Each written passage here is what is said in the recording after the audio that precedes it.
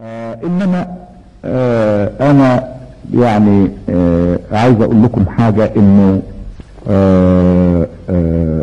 في وقت من الاوقات سمعتوني بقول ان الديمقراطية يجب ان يكون لها انياب اشد من الديكتاتورية. ليه؟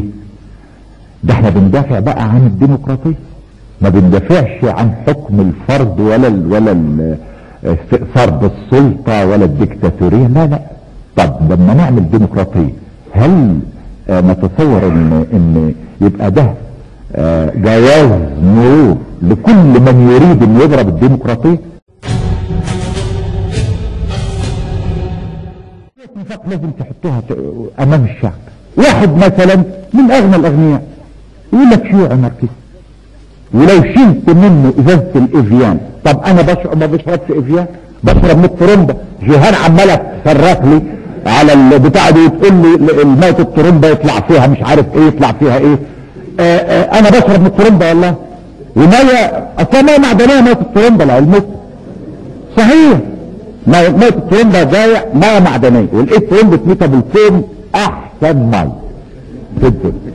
طيب في من هؤلاء من يعني ترفع الى الحد ان ما يقدرش من غير ازازة الافيان، والمستوى اللي صفته وبعدين يتكلم عن المعاناة والشعب. ايه ده يا اخويا ده؟ بس ايه، عايزين نبطل الكلام ده يعني، وعايزين اتكلموا يعني، حطوا كده لما يتكلم واحد حطوه امام مسؤوليته. يعني زي ما سمعتوني بقول لكم، ودي من الحاجات اللي انا قريتها في السجن واثرت في حياتي كتير قوي، انه بتبدأ حياة الامة الشريفة من يوم اعلان استقلالها، بالضبط كما تبدأ حياة الفرد الشريفة من يوم ان يعلن استقلال نفسه. استقلال نفسه عن ايه؟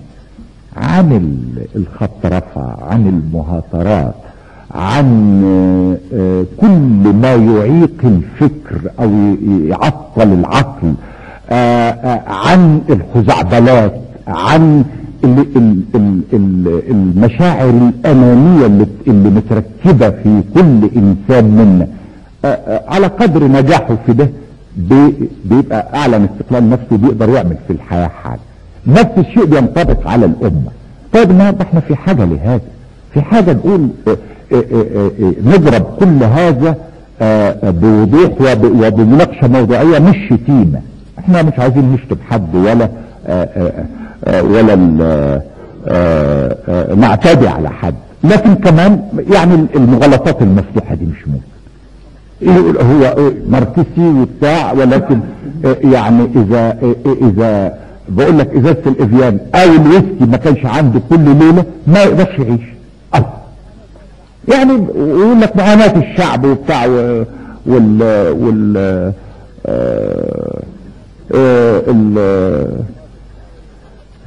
الإرادة الشعبية والكلام بقى الاياه ده كله. انا بدي نثور على هذا النفاق كله ونقول نسمي كل شيء بمسمياته، واللي ما دمنا موضوعيين مش مهاترين. كل واحد هيلزم حده.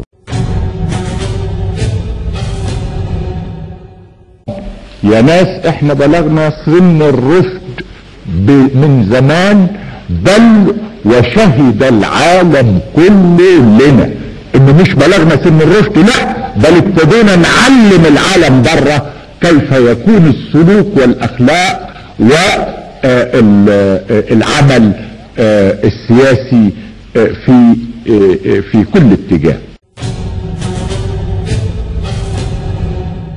احنا دولة مكتملة ناضجة خلاص، لا رجوع الى الوراء. وبالتالي لابد تبقوا في كل مرحلة ما تبصوش للي بيتقال وتحاولوا تدافعوا. الله، نحط نفسنا ليه في موقف الدفاع يا سعيد؟ احط نفسي انا ليه في موقف الدفاع؟ وازاي الحق يا جدع؟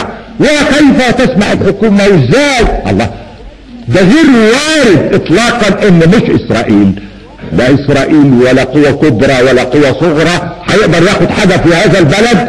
انا مش عايز اديها له برغبتي وبملء حريتي وامام البلد كلها. ليه احنا نحط نفسنا في موقف الدفاع؟ ابدا. انا عايز اقول لكم حاجة، والله عشت السنة دي 60 سنة بذكرها كل شوية، بذكرها بالله. والله عشت 60 سنة ما حطيت نفسي في يوم في موقف الدفاع ابدا ابدا. ليه؟ لان كل ما بيصدر عني بيصدر عن روية، وعلى ذلك انا مستعد ارد على اي شيء او اي قرار انا اتخذته، مستعد ارد. انما اضعف ما اكون، ودي عمرها ما حصلت اني احط نفسي في موقف الدفاع، ببقى اضعف ما اكون، لكن ما عملتهاش عمري ما عملتهاش، لانه بطبعي انا ما احبش اقف موقف ضعيف ابدا ابدا. واي شيء صدر انا مستعد. ده انا حتى اكثر من هذا قلت ما صدر وقت عبد الناصر انا مسؤول عنه، لان الراجل ساب لي البلد وعبد الناصر توفى وهو صديقي يعني لازم احفظه في وفاته، مش بس في حياته، لا في وفاته كمان. وعلى ذلك انا مسؤول عن كل قرار خده، بعيدها وكررها وهتفضل الى ان اموت. ومن هذا الواقع انا بصلح كل هذه الاخطاء اللي وقعت، انا بصلحها.